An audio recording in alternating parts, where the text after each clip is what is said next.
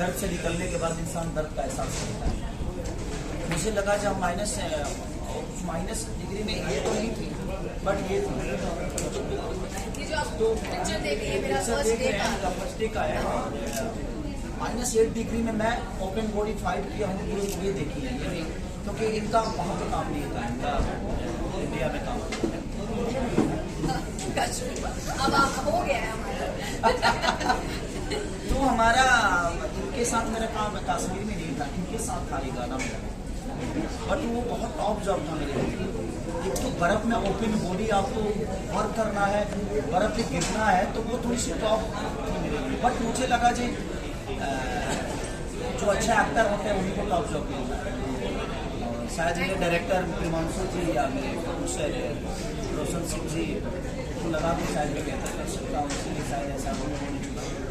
और वहाँ पे जितने भी कैरेक्टर थे, अब जितने भी वहाँ के सब पूछे तो स्पॉट बॉय से लेकर 6 स्पॉट में तो भाग गए। इतनी ठंड थी कि वो कर नहीं पाए। और उसके बाद सारे क्रू मेंबर जो भी थे, कुछ बच्चे ऐसे थे जो रुके और सब लोग अपना अपना काम कर रहे थे। लग रहा था हम लोग लंदन में हैं, हमें यहाँ कोई मिलेगा नहीं। शहर से 40 किलोमीटर दूर दूध पथरी पे वो बहुत टॉप जॉब था। और 18 से 19 दिन एक फ्लाइट था मेरा, जो कि मुझे गाड़ी उड़ाना था।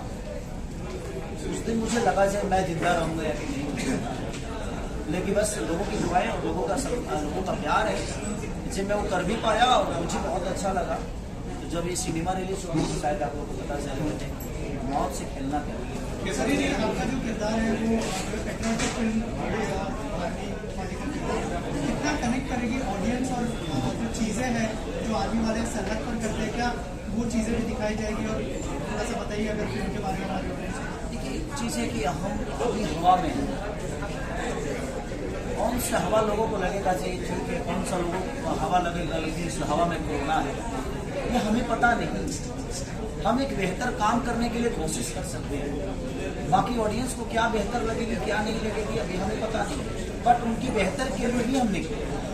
हमारी कोशिश है यही कि हम चाहे वो धूप हो, चाहे वो जाड़ा हो या ठंडी हो, गर्मी हो या बरसात हो, हम एक ऐसे एक्टर हमारी जो हमें जिस काम के लिए चुना जाता है, चाहे वो मैं हो, चाहे एवरीथिंग, जितने भी हमारे आर्टिस्ट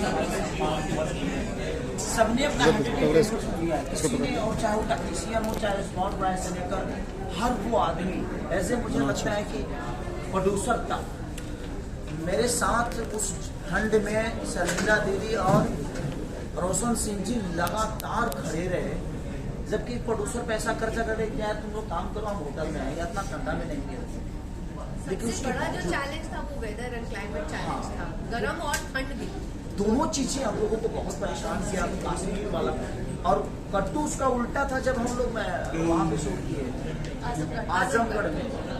ये मतलब इनको तो बाप रे, इनको तो लगता था कि धरती का सारा गर्मी इन्हीं को लग रहा है।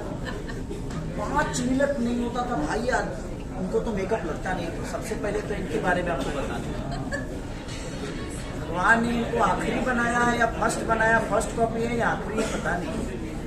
इनको मुझे सुंदर दिखाने के चक्कर में इनको डल करना पड़ता था। अब इनको ज्यादा कुछ भी लाइट लगता था ना भाई, मैं पूरी सिनेमा में सुंदर नहीं दिखा। इनके साथ जितना भी मेरा सीन होगा मैं सुंदर दिखाई। रीजन की अगर लाइट लगा दोगे तो यार उससे भी कई गुना ज्यादा सुंदर लगती है।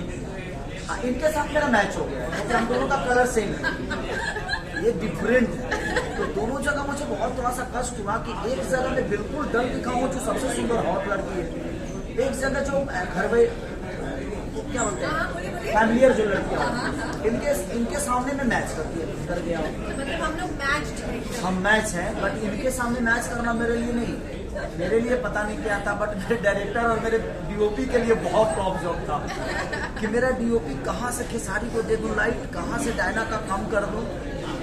कम से कम एक सीन के लिए 1 घंटा लाइटिंग होता था इनके लिए, क्योंकि इनको थोड़ा सा भी लाइट लगता था तो ये एकदम डायरेक्ट मैदा का गोली लगती थी और बहुत ज्यादा गोली हो जाती है, थोड़ा सा मैदा की गोली।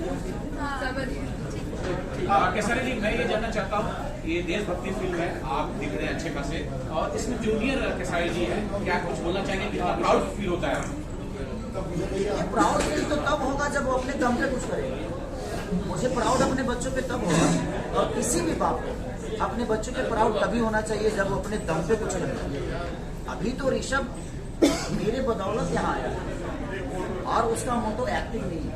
और मैं कभी अपने बच्चों पे चाहे किसी भी, मैं सब जितने भी पेरेंट्स हैं मैं सबसे यही कहना चाहूँगा कि आप अपने सपने को ना अपने बच्चों में मत ढूंढिए, उसको जो बनना होगा वो बन जाएगा। मेरे पापा मेरे को लिट्टी चोखा बेचवा रहे हैं, लेकिन मैं यहाँ तक पहुँचा और मैं अपने जीवन को अलग लेके आया। तो जिंदगी में अपने बच्चों पे अपने सपने को मत थोपिए, और मैं भी अपने बच्चों पे अपने सपनों को नहीं थोपता। उसको जो बनना होगा वो बन जाएगा भाई। हमें जो बनना था हम बने, उसको जो बनना होगा वो बनेगा। तो हम अभी 6 साल का बच्चा है, वो अपने सपने को अभी से थोप देके तो उनको यही बनना है, वो डिप्रेशन में अपनी जिंदगी नहीं जी पाएगा। इसलिए मुझे लगता है कि उसको जो बनना होगा बनेगा।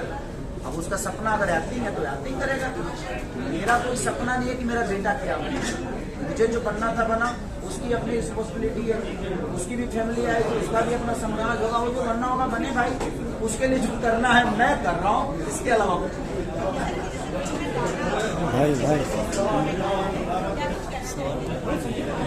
देखिए सबसे बड़ी चीज़ कि इस सिनेमा में ऐसे मुझे लगता है कि पहली बार